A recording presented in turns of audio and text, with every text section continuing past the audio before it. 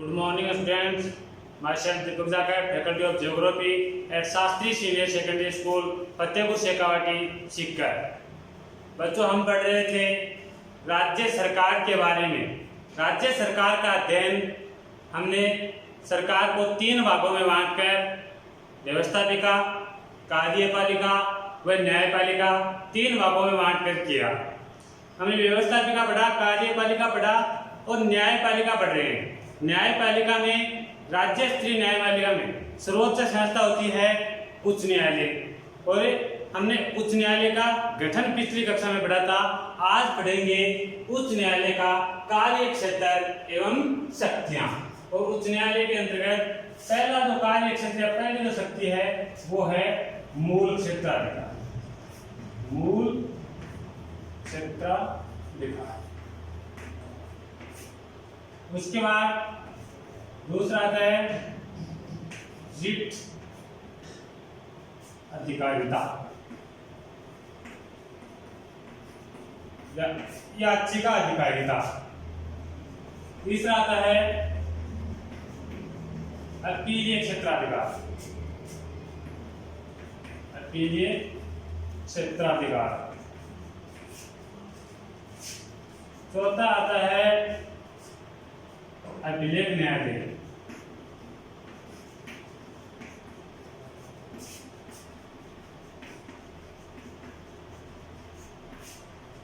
पांचवा आता है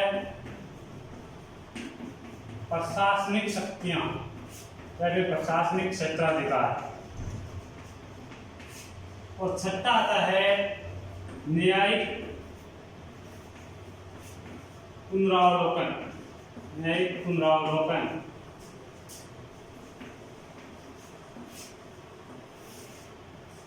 भारतीय संविधान द्वारा उच्च न्यायालय को ये 6 क्षेत्राधिकार प्रदान किए गए हैं। हम बात करते हैं सबसे पहले मूल क्षेत्राधिकार की। मूल क्षेत्राधिकार के अंतर्गत वे वाद विवाद या वे मुकदमे आते हैं जिनकी सुनवाई सीधी कहां पर की जा सकती है? उच्च न्यायालय में की जा सकती है। सीधे कहां की जा सकती है? उच्च न्यायालय में की जा सकती है। तो ऐसे कौन से विवाद है, ऐसे कौन से मुद्दे हैं जिनकी सुनवाई सीधी उच्च न्यायालय में की जाती है? तो उनमें नंबर 1 आता है संसद व विधानमंडल। संसद व विधानमंडल के निर्वाचन से संबंधित विवाद। के निर्वाचन से संबंधित विवाद। संसद के 2 सदन, लोकसभा और राज्यसभा। विधानमंडल के कौन से सदन? विधानसभा और विधान परिषद के निर्वाचन से संबंधित अगर कोई विवाद होता है तो उसकी सुनवाई, यानी कि इनके चुनाव से आपके सांसद, विधायक, मंत्री, इनके चुनाव से संबंधित कोई विवाद है, उसकी सुनवाई सीधे कहां की जा सकती है? उच्च न्यायालय में की जा सकती है। सीधे कहां की जा सकती है? उच्च न्यायालय में की जा सकती है। दूसरी बात,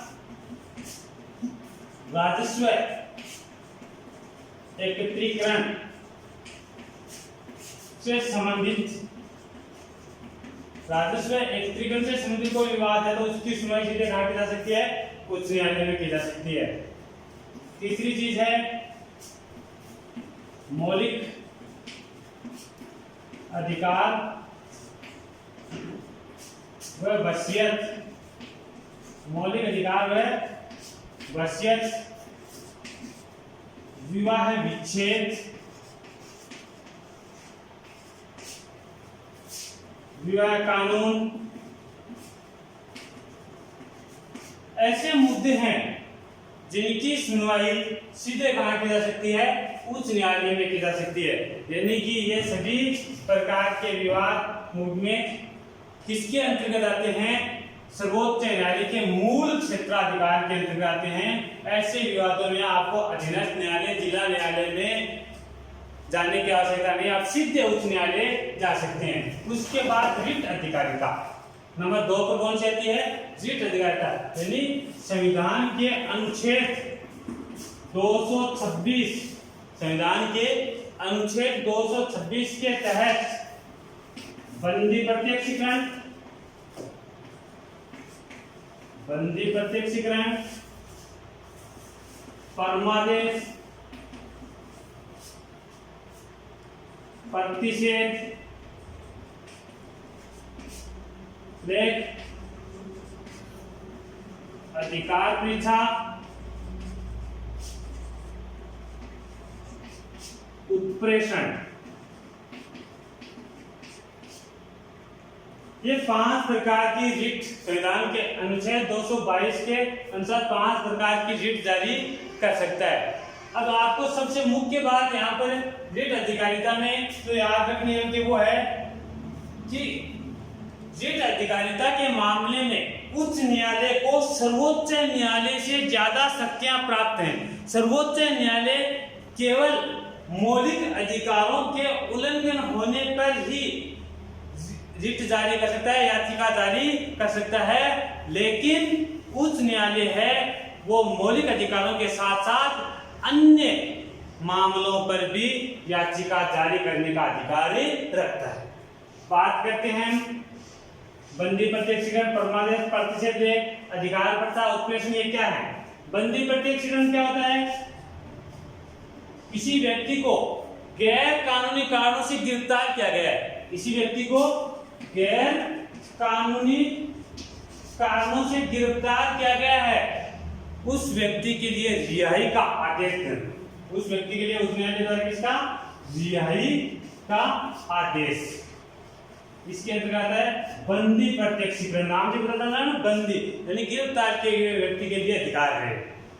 परमादेश, परमादेश क्या है? परमादेश का सामान्य तौर पर अर्थ देखें तो अर्थ होता है हमारा आदेश, और इसमें आदेश किस प्रकार का देता है? कानूनी तरह से कार्य करते हुए, कानूनी तरह से कार्य करते हुए किसी गैर कानूनी कार्य से बचने का एक न्यायिक उपाय, कानूनी तरह से कार्य करते हुए किसी गैर कानूनी कार्य से बचने का एक न्यायिक उपाय, वो किसके रूप में? एक आदेश के रूप में, वो क्या होता है? परमादेश। क्या होता है? परमादेश। उसके बाद हम बात करें प्रतिषेध लेख की, इसकी प्रतिषेध लेख। प्रतिषेध लेख क्या होता है? उच्च न्यायालय अपने जो अधीनस्थ न्यायालय हैं उनकी जांच करता है, और अगर अधीनस्थ न्यायालय संवैधानिक मामलों का उल्लंघन करते हैं या कहीं पर भी संविधान का उल्लंघन करते हैं, अपने क्षेत्राधिकार का अतिक्रमण करते पाए जाते हैं, तो उन्हें रोकने के लिए प्रतिषेध लेख जारी किया जाता है। उसके बाद अधिकार परीक्षा, उच्च न्यायालय अधीनस्थ न्यायालयों से ये पूछ सकता है कि आपने इस मुकदमे से संबंधित इस अमुक निर्णय है ये किस अधिकार के तहत दिया। उसके बाद उत्प्रेषण, यानी कि आपने अनुच्छेद 32 पढ़ा होगा, रिट मौलिक अधिकारों के उल्लंघन के संबंध में उत्प्रेषण जारी किया जा सकता है, रिट जारी की जा सकती है, याचिका लगाई जा सकती है। उसके बाद हम बात करते हैं अभिलेख न्याय, तो उससे पहले बात करते हैं अपीलीय क्षेत्राधिकार। तीसरा क्षेत्राधिकार कौन सा है? अपीलीय क्षेत्राधिकार। अब नाम से पता चल रहा है ना, अपील करने का अधिकार, यानी अधीनस्थ न्यायालयों के मुकदमों से आप संतुष्ट नहीं है, कोई पीड़ित पक्ष अधीनस्थ न्यायालय, जिला स्तर के न्यायालयों के निर्णय से संतुष्ट नहीं है, तो वह उसके लिए कहाँ अपील कर सकता है? उच्च न्यायालय में कर सकता है। उच्च न्यायालय के निर्णय से संतुष्ट नहीं होता, वो कहाँ करता है? सर्वोच्च न्यायालय में अपील करता है। हम यहाँ बात करते हैं उच्च न्यायालय के अपीलीय क्षेत्राधिकार की, तो इसको 3 भागों में बांटा गया है। एक सिविल अपीलीय क्षेत्राधिकार, सिविल अपीलीय क्षेत्राधिकार। दूसरा है बच्चों आपराधिक अपीलीय क्षेत्राधिकार, और तीसरा है बच्चों संवैधानिक अपीलीय क्षेत्राधिकार। बच्चों हम सबसे पहले बात करते हैं सिविल अपीलीय क्षेत्राधिकार। इसके अंतर्गत कौन से विवाद, कौन से मुद्दे आते हैं? जैसे पेटेंट,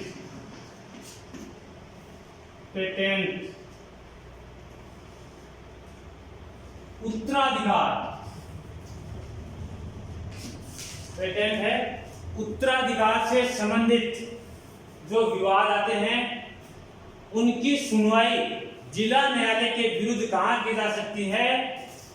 उच्च न्यायालय में की जा सकती है। कहां की जा सकती है? उच्च न्यायालय में की जा सकती है। दूसरा अपीलीय क्षेत्राधिकार कौन सा है? आपराधिक। कौन सा है? आपराधिक, यानी कि उच्च न्यायालय के अधीनस्थ न्यायालयों में से किसी न्यायालय द्वारा किसी व्यक्ति को मृत्युदंड या मान लीजिए किसी व्यक्ति को 4 साल की सजा सुनाता है, तो ऐसे मामलों की जो ये पीड़ित पक्ष है जिसको मृत्युदंड दिया गया है या फिर 4 साल की सजा सुनाई गई है, ये अधीनस्थ न्यायालय के विरुद्ध इसकी अपील कहां कर सकता है? उच्च न्यायालय में कर सकता है। कहां कर सकता है? उच्च न्यायालय में। उसके बाद संवैधानिक अपीलीय क्षेत्राधिकार। संवैधानिक अपीलीय क्षेत्राधिकार के अंतर्गत वे मुकदमे आते हैं जिसमें संविधान से संबंधित कोई भी प्रश्न नहीं तो ऐसे मुकदमों की सुनवाई उच्च न्यायालय में की जा सकती है। कहां की जा सकती है? ऐसे मुकदमों की अपील अधीनस्थ या फिर जिला स्तर के न्यायालय कहीं पर भी संविधान का उल्लंघन कर रहे हैं तो उनकी अपील कहां की जा सकती है? उच्च न्यायालय में। यह था अपीलीय क्षेत्राधिकार। उसके बाद में बात करते हैं अभिलेख न्यायालय। कौन सा? अभिलेख न्यायालय। संविधान के अनुच्छेद 215 के अनुसार प्रत्येक उच्च न्यायालय क्या होगा? एक अभिलेख न्यायालय होगा। प्रत्येक उच्च न्यायालय क्या होगा? एक अभिलेख न्यायालय होगा। अभिलेख न्यायालय के निर्णयों की अवमानना पर उसे दंड देने का अधिकार है। अभिलेख न्यायालय के निर्णयों की अवमानना पर दंड देने का अधिकार। उच्च न्यायालय के जो निर्णय हैं वो रिकॉर्ड की तरह सुरक्षित रखे जाते हैं। दंड देने का अधिकार में से उच्च न्यायालय के निर्णय हैं वो रिकॉर्ड की तरह क्या रखे जाते हैं? निर्णय रिकॉर्ड की तरह सुरक्षित रखे जाते हैं। और अधीनस्थ न्यायालय उच्च न्यायालय के निर्णयों का कानून की तरह पालन करते हैं। अधीनस्थ न्यायालय क्या करते हैं? कानून की तरह उच्च न्यायालय के निर्णयों का पालन करते हैं। उसके बाद आती है आपकी प्रशासनिक शक्तियां। कौन सा आता है? प्रशासनिक शक्तियां।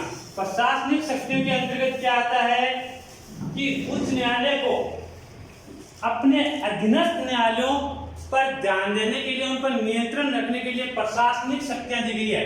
उच्च न्यायालय का यह अधिकार है, उच्च न्यायालय का यह अधिकार है कि वह अपने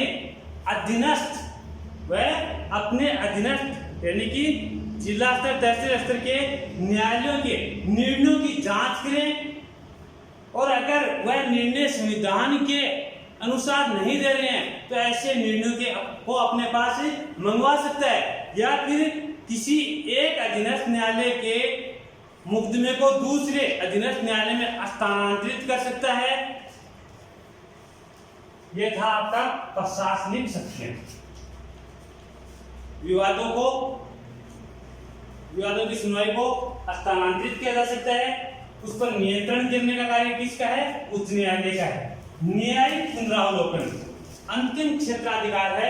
न्यायिक पुनरावलोकन। अब पहले बात कर लेते हैं न्यायिक पुनरावलोकन होता क्या है। तो न्यायिक पुनरावलोकन क्या होता है? कानूनों की जांच करना और उन्हें वैध या अवैध घोषित करना, और उन्हें वैध या राज्य स्तर के जो कानून होते हैं उन्हें वैध या अवैध घोषित करने का कार्य किसके द्वारा किया जाता है? उच्च न्यायालय द्वारा किया जाता है। यहाँ केवल राज्य स्तरीय नहीं, केंद्र व राज्य स्तर दोनों, केंद्र व राज्य स्तर दोनों, केंद्र स्तर पर कानून बनाने का काम कौन करता है? अपनी विधायिका, व्यवस्थापिका विधायिका। राज्य स्तर पर विधायिका। इन कानूनों को लागू करने का कार्य किसका है? कार्यपालिका। किसका है? कार्यपालिका। यानी कहने का मतलब केंद्र व राज्य सरकार की विधायिका द्वारा बनाए गए कानून व कार्यपालिका द्वारा लागू किए गए कानून को रक्षा करने का अधिकार किसका है? न्यायपालिका का है। और इसी अधिकार के तहत न्यायिक पुनरावलोकन के तहत उच्च न्यायालय है वह किसी कानून को वैध या अवैध घोषित कर सकता है। क्या कर सकता है? वैध या फिर अवैध घोषित कर सकता है। ये थे अपने 6 क्षेत्राधिकार। इजी है। दोबारा एक बार मुख्य देख लीजिए। मूल क्षेत्राधिकार, इसके अंतर्गत कौन से अधिकार आते हैं? जिनकी सुनवाई सीधे उच्च न्यायालय में की जा सकती है। रिट अधिकारिता की रिट के माध्यम से, याचिका के माध्यम से नागरिकों को सुरक्षा के लिए अधिकार प्रदान किए गए हैं। उच्च न्यायालय है वो नागरिकों के अधिकार का हनन होने पर अधीनस्थ न्यायालय को रिट के रूप में, याचिका के रूप में आदेश दे सकता है। अपीलीय क्षेत्राधिकार 3 प्रकार का है: संवैधानिक, आपराधिक और सिविल अपीलीय क्षेत्राधिकार।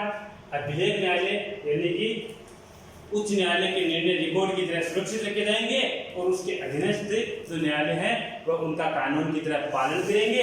प्रशासनिक शक्तियां उच्च न्यायालय है वह अधीनस्थ न्यायालयों की देखरेख करेगा, उसके निर्णयों की जांच करेगा। और न्यायिक पुनरावलोकन केंद्र व राज्य विधायिका व कार्यपालिका द्वारा बनाए गए कानूनों को वैध या अवैध घोषित कर सकता है। इसी के साथ बच्चों अपना ये लेसन पूरा हुआ जिसका नाम था राज्य सरकार। अब ध्यान से पढ़ना। राज्य सरकार के अंतर्गत ज्यादा क्वेश्चन नहीं बनते हैं। हमने सबसे पहले व्यवस्थापिका पढ़ा।